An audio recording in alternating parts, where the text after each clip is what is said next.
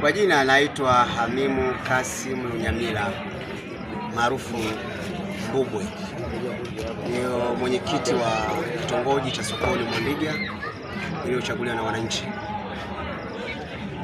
Nimeshtakiwa na Njemba, kwa jina lingine anaitwa Khalid Khalfani Khalid maarufu Njemba. Nimeshtakiwa, anasema kwamba kesi ya msingi nataka kumuua, kesi ya jinai nataka kumshambulia kwa kumuua. Sasa taarifa hiyo nimeikuta kituo cha polisi Mwandiga, na sababu imepelekea haswa ni taharuki ya wananchi wa Mwandiga, na pia ni taharuki ya wanakitongoji cha Sokoni Mwandiga. Kulikuwa na bado mgogoro unaendelea wa nyumba pamoja na ardhi ya Binti Hasani maarufu kwa jina ni cha usiku Sajali Hasani, lakini maarufu ni Binti Hasani. Mwandiga nzima wanamjua.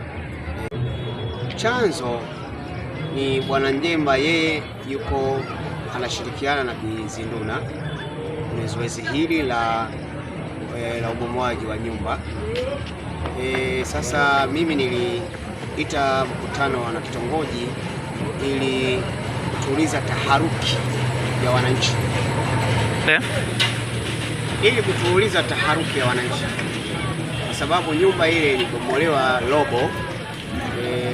Sasa wananchi wanalalamika kwa nini nyumba ibomolewe wakati wanaijua historia yake. Ndipo nikaona sasa kuna haja ya kuweka mkutano wa wananchi kuwaelezea mwanzo wa jambo hili hadi hatua tulipofikia. Ndipo nikamjulisha mtendaji wa kata kwamba nafanya 1, 2, 3, yeye pia katia baraka. Kwa nilifanya mkutano tarehe 14 mwezi wa pili, siku ya Jumamosi, majira saa 10 pale kwenye maeneo ya tukio la Binti Hasani. Hivyo kila anayejua lile jambo alielezea kwa mapana yake, sababu kuna watu nyuma walianza kumsaidia Binti Hasani nyuma, wananchi wa Sele Mwema, na wao ndio walianza kuelezea mstakabali mzima lile jambo wanavyolijua. Lakini pia baada ya hapo mimi ndio mwenyekiti nikaanza kuelezea uhalisia wa lile jambo, kwamba ile nyumba ni ya Binti Hasani, na Binti Hasani alinunua toka mwaka 1985, na alinunua kwa marehemu Saidi Dilonkwa, na alinunua shilingi 15,000. Lakini pia mashuhuda au mashahidi katika mkataba ule wa mauziano walikuwa ni watu 4.